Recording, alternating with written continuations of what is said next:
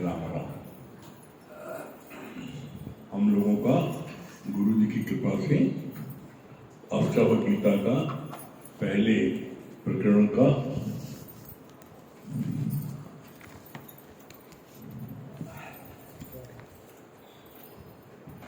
14वां श्लोक चल रहा है।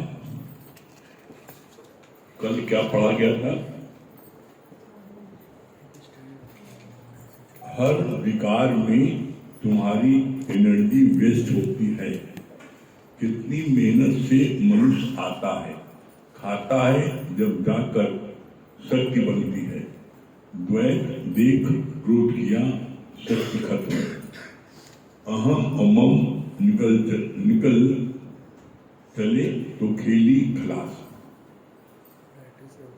मेरा नहीं पर मैं ही तो हूं। यहां तक कल हुआ था। आज इसके आगे भगवान क्या बोल रहे हैं? अर्जुन ने सैकड़ों लड़ाई लड़ी थी। अर्जुन ने सैकड़ों लड़ाई लड़ी थी, पर अपने वालों से लड़ाई के समय उसके हाथ पांव कांपने लगे। डॉक्टर भी अपने बेटे के ऑपरेशन के समय ही परेशान होता है। जहां भी मेरेपन का भाव है, वहां तुम्हारा कोई काम राइट नहीं होगा। मैं और तू भी दो हैं। पहले बोलते हैं मेरा भगवान, पर फिर बोलेंगे राधा भी मैं, श्याम भी मैं। जब आत्मबोध होगा, अपने विकारों की दृष्टा बनकर ही तुम उन्हें निवृत्त कर सकते हो। अगर ऐसा जाना कि मैं विकारी हूं, तो कभी भी निर्विकारी नहीं बन पाओगे। तुम तो दूसरों के विकार देखते हो, झाड़ू की तरह मैले हो जाते हो। किसी के लिए पृथक पृथक भाव न रखो। मुंह में स्टेज है, पर ज्ञान तो है सर्वमम रूप है। कितना अच्छा भगवान ने बोला। यहाँ पर क्या बोल रहे हैं? अर्जुन ने सैकड़ों लड़ाई लड़ी, पर अपने वालों से लड़ाई के समय उसके हाथ पांव कांपने लगे। डॉक्टर भी अपने बेटे के ऑपरेशन के समय ही परेशान होता है। जहां भी मेरेपन का भाव है, वहां तुम्हारा कोई काम राइट नहीं होगा। जहां पर भी मैं या मेरेपन का भाव होगा, वहां कोई काम राइट नहीं होगा। क्यों नहीं होगा? क्यों? मुंह में आदमी अंधा हो जाता है। मुंह में आदमी अंधा हो जाता है। कैसे अंधा हो जाता है? अर्जुन बहुत वीर था, योद्धा था, और अर्जुन ने सैकड़ों लड़ाई जीती थी। महाभारत युद्ध के पहले सैकड़ों लड़ाई हो चुकी थी उसकी, और सारी युद्ध जीता था। लेकिन जब कौरवों से, भाइयों से लड़ाई मामला आया, तो उस समय लड़ाई के मैदान में भगवान से बोल रहे हैं अर्जुन कि मैं इनको देख करके मेरा हाथ पैर कांप रहा है, मेरी आंख फड़क रही है, मुझसे खड़ा नहीं हो जा रहा है, और मैं युद्ध नहीं करूंगा। ये निर्णय सुना करके बैठ गया। भगवान कृष्ण ने देखा कि सैकड़ों लड़ाई लड़के आया है, आज तक तो ऐसा नहीं बोला, आज ये क्यों बोल रहा है? तो भगवान ने उसकी वीकनेस, कमजोरी पकड़ी। कमजोरी क्या पकड़ी? इस समय इसको मोह की बीमारी हो गई है, और क्या सोच रहा है? मैं अपने भाइयों को मार दूंगा तो वर्ण शंकर औलाद पैदा होगी, हमें पाप लगेगा। तो इससे अच्छा है मैं भीख मांग करके गुजारा बसर कर लूंगा, लेकिन मैं इनको मारूंगा नहीं। जब भगवान कृष्ण ने देखा कि मुंह में अंधा हो गया है और युद्ध नहीं करेगा, तब भगवान कृष्ण उसकी बीमारी पकड़ के उसका इलाज किया। क्या इलाज किया? उसको याद दिलाया, जिनको देख करके तुम बोल रहे मैं युद्ध नहीं करूंगा, यही तुम्हारे भाई हैं। याद करो, छोटेपन में भीम को इन लोगों ने जहर दे दिया था, जहर देकर मारने की कोशिश की थी।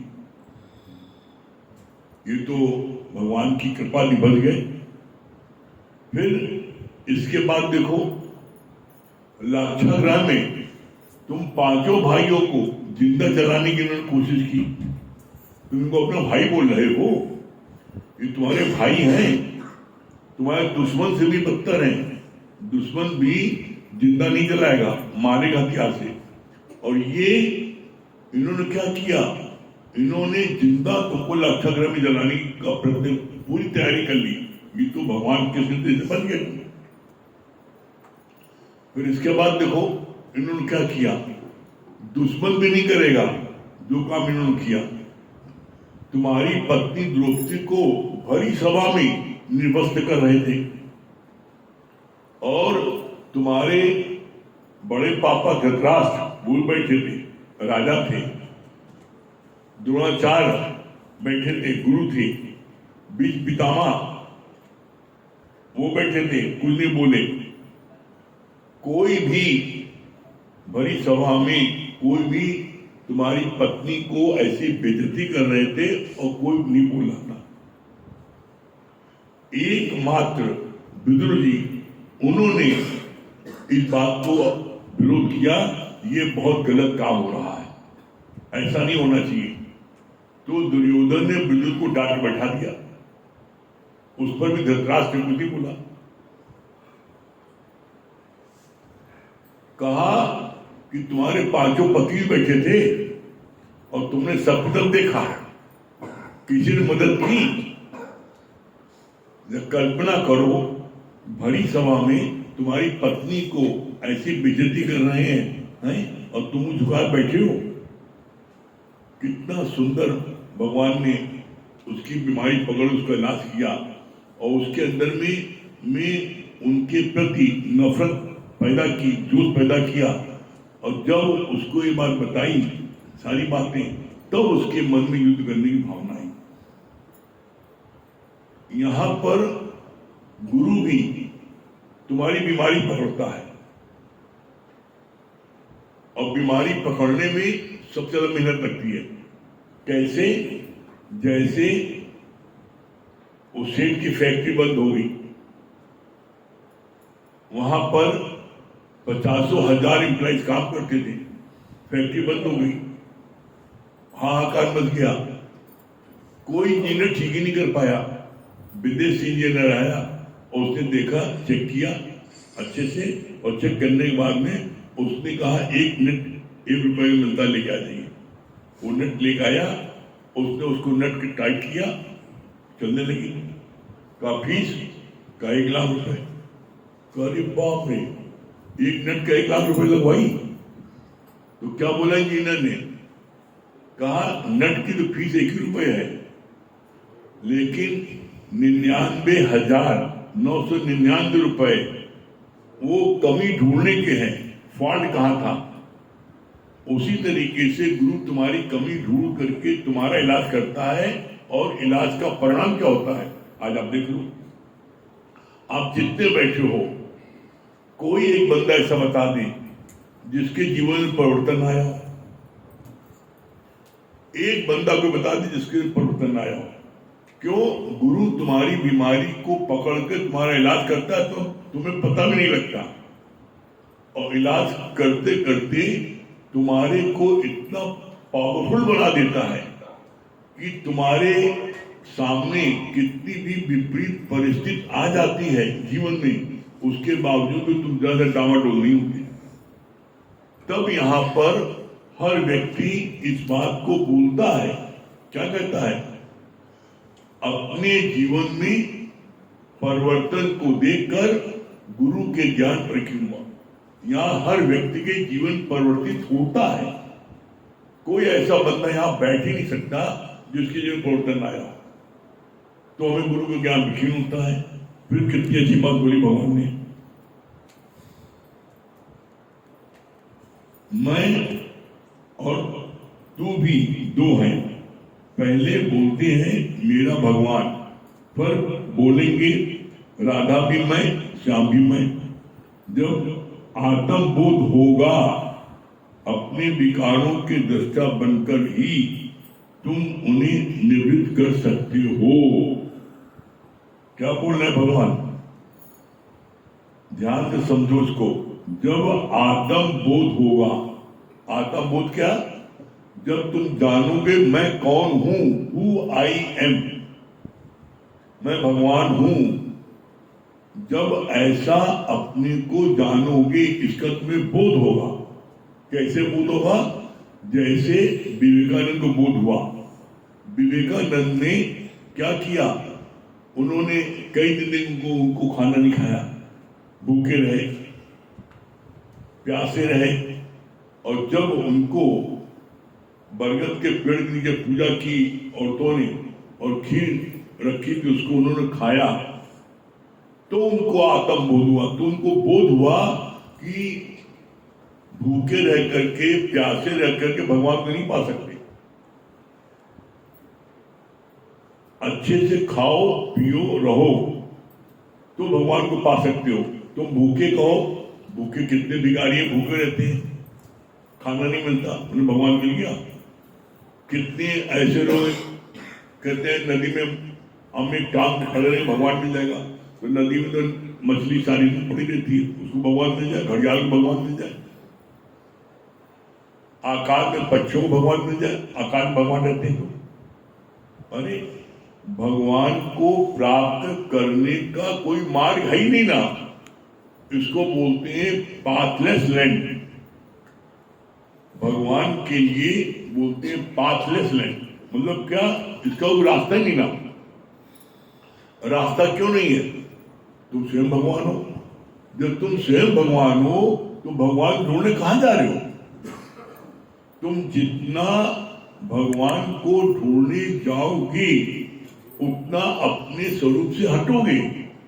जैसे एज एग्जाम्पल, अभी आप यहां पर शशिपुरम कॉलोनी में बैठे हो सत्संग हॉल में, और आप यहीं पर किसी से पूछो कि हमें शशिपुरम कॉलोनी में सत्संग में जाना है, और तुम यहां कहीं बाहर चले जाओ, तो तुम सत्संग में दूर हो गए कि पास हो गए, और दूर हो गए ना। उसी तरीके से हमें भगवान पाना है तो वैष्णवी भाग के जा रहे हो, मजेदरी भाग के जा रहे हो, फलाई जगह भाग के जा रहे हो। अरे तुम स्वयं भगवान होते हुए तुम जो है ढूंढने जा रहे हो। इसका प्रमाण गीता में भगवान ने अपनी विभूति का वर्णन करते समय बताया है। क्या बोला है, चींटी से लेके हाथी तक, राई से लेके पहाड़ तक, मैं अपनी विभूति का वर्णन कहां तक करूं। जड़ चेतन सब मैं ही बना हूं। इसका प्रमाण फिर क्या आया, बोला गया शास्त्रों में, सबना जिया का एको दाता, सो मैं विसर न जाऊं। अर्थ क्या हुआ, सारे जीवों को देने वाला, पालने वाला एक ईश्वर है। गुरु जी ने लाइन काट दी, नहीं, सही लाइन क्या है, सबना जिया का एको धाता, सो मैं विसर न जाऊं। सारे जीवों को धारण करने वाला मैं हूं, तुम वो को न भूल जाओ, भगवान नहीं भूला। और तुम कह रहे हो कि सारे जीवों को देने वाला, इसके अंदर तुम अलग हो, भगवान अलग है। फिर द्वैत आ गया। भगवान ने कहा नहीं, सारे जीवों को धारण करने वाला मैं हूं। अभी 11वें अध्याय में भगवान ने वाक्य बोला ना अपनी विभूति का वर्णन करते समय, चींटी से लेके हाथी तक, राई से पहाड़ तक, मैं अपनी विभूति का वर्णन कहां तक करूं, जड़ चेतन सब मैं ही बनाऊं। फिर आगे क्या बोल रहे हैं आप देख लो, भजन गाते हो आप, भजन में एक तरफ से देखो सब भजन में दिखा रहे हैं भगवान सब जगह है। कैसे? आप क्या बोलते हो? मेरे रोम रोम में बसने वाले राम, कहानी राम है। जर्रे जर्रे में है झांकी राम की, किसी सूझ वाली आंख ने पहचान की। फूलों में राम, कलियों में राम, कहानी राम है। जब जर्रे जर्रे में झांकी राम की है तो क्या कोई जगह ने तुझसे खाली है? तू व्यापक डाली डाली है, बताओ कोई जगह खाली है? तो फिर भगवान, इसका प्रमाण दादा भगवान ने और खूबी से दिया। दादा भगवान ने क्या बोला? Everything is God. दादा भगवान की वाणी है, everything is God, everywhere God, nothing but God. क्या अर्थ हुआ? एवरीथिंग इज गॉड मतलब हर चीज भगवान है, और एवरीवेयर गॉड, हर जगह भगवान है। नथिंग बट गॉड, भगवान के अलावा एक पूरे ब्रह्मांड कुछ है ही नहीं ना। तुम मिथ्या होने के कारण तुम भगवान नहीं देख पाते। क्या बोला है?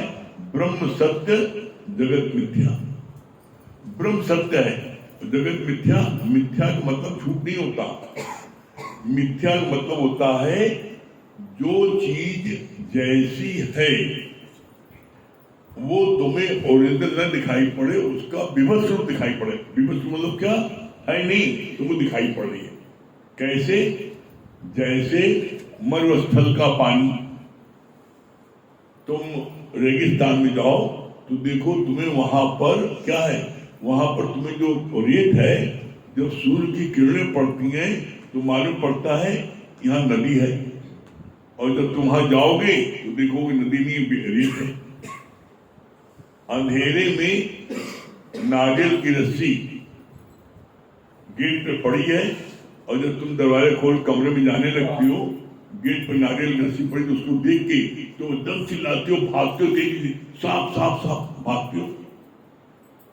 लोग दौड़ के आते हैं, टाट दिखाते हैं, देखते हैं, उस पर रोशनी मारते हैं, देखते हैं अरे तो रस्सी है। तेरी की पागल, रस्सी डर गए तुम। तो क्या वो किसी काल में सांप थी?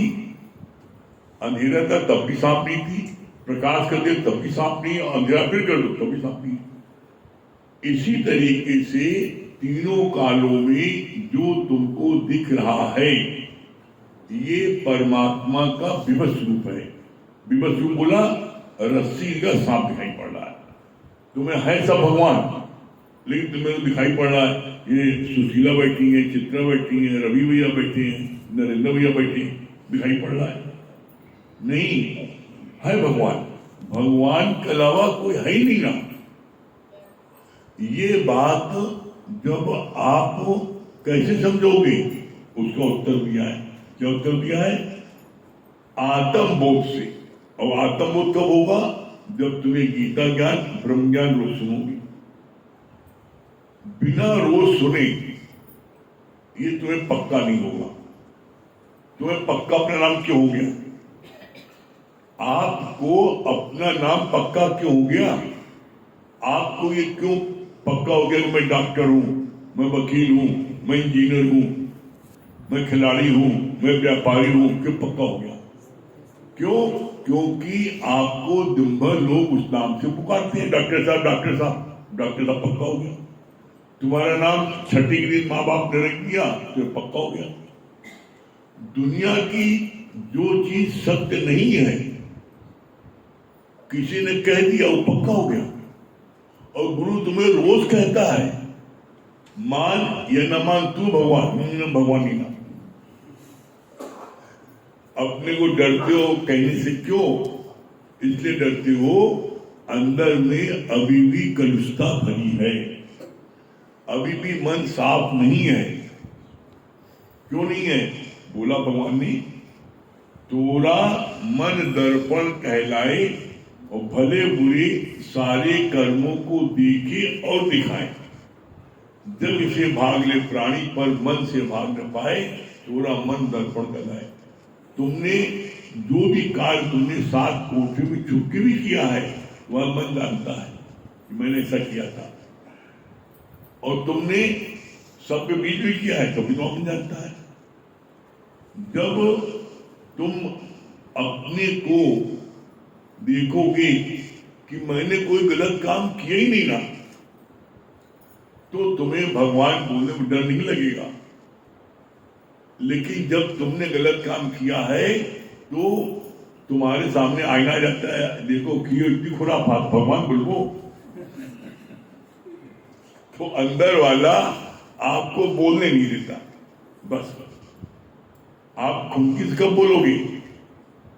जिस दिन जिस पल जिस क्षण आपके अंदर से, ये बात हम अपने जीवन के अनुभव कह रहे हैं, जिस पल आपके अंदर से 5 विकार, काम क्रोध लोभ मोह अहंकार, 5 विषय, शब्द स्पर्श रूप रस गंध, और 6 जो आपके अंदर और भरे हैं, कौन से?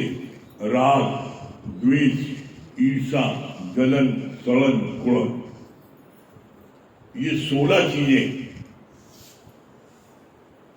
आपके मन से निकल जाएगी। जिस पर निकलेगी उसी क्षण आपके अंदर से परमात्मा का एहसास होने लगेगा। जैसे एक गर्भवती स्त्री के पेट में जब बच्चा जाता है तो उसको एहसास होता है मेरे पेट बच्चा आ गया, उसी तरीके से आपको भी एहसास होने लगेगा। आप करके देखो। आप इसीलिए एक लाइन में भगवान जवाब दिया, एक लाइन में, अपने मन की करो सफाई और तभी देगा प्रीतम दिखाई। तुम प्रीतम को देखना चाहते हो लेकिन मन साफ नहीं करना चाहते हो कि उसी मलिनता में भगवान देख नहीं, संभव नहीं। जब आप अपने मन की टोटल सफाई कर लोगे उसी पल आपको भगवान दिखने लगेगा, मतलब भगवान का एहसास होने लगेगा। आप करके देखो और न हो तब कहना, निश्चित आपको होगा।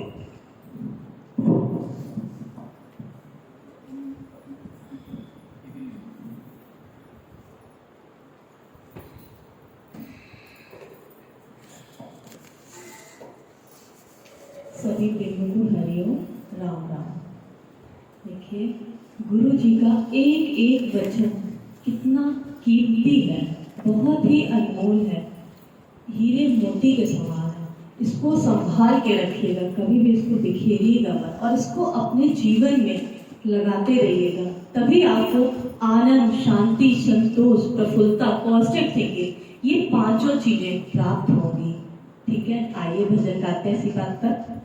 गुरु वचनों को रखना संभाल के, एक एक वचनों में गहरा राज है, जिसने जानी है महिमा गुरु की, उसका डूबा कभी ना जहाज है। गुरु वचनों को रखना संभाल के, एक एक वचनों में गहरा राज है, जिसने जानी है महिमा गुरु की,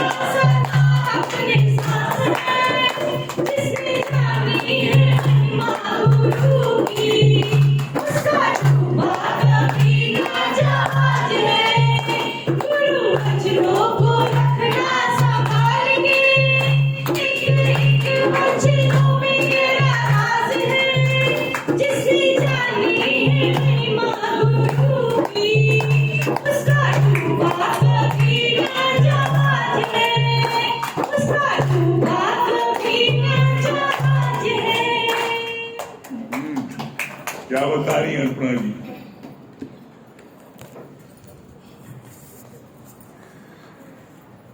इलाज किया, वैसे ही हमारा गुरु भी हमारे अंदर के बीमारियों को पकड़ता है, हमें इतना पावरफुल बनाता है कि विषम से विषम परिस्थिति में भी हमें खड़े रहने के। और गुरु जी आज यही हम दोनों रास्ते में यही वाणी और यही बात कर रहे थे। तो कहते नहीं कि जो आपने कहा ना कि मुख का मौन और मन का मौन बहुत बड़ी ताकत होती है। कहते नहीं हर परिस्थिति में अगर मौन रहना सीख लिए तो वाकई ये आपका ही पावर है, अपने जीवन का परिवर्तन है कि आज ये मुख मौन है, कोई कुछ भी कहता है लिखता ही नहीं। और जिस दिन मन का मौन हो जाएगा तो उस दिन भगवान हो गए। मुख का मौन बनाता देवता और मन का मौन बनाता गुरु जी सामने फायरिंग होती है और अब ये एहसास होता है कि वही कहते हैं मूरख गढ़ खोले नहीं करनी भाई कंगाल। ये एहसास होता है कि हम क्यों करें, वो सामने वाले को ये ज्ञान है, हमें तो ज्ञान है।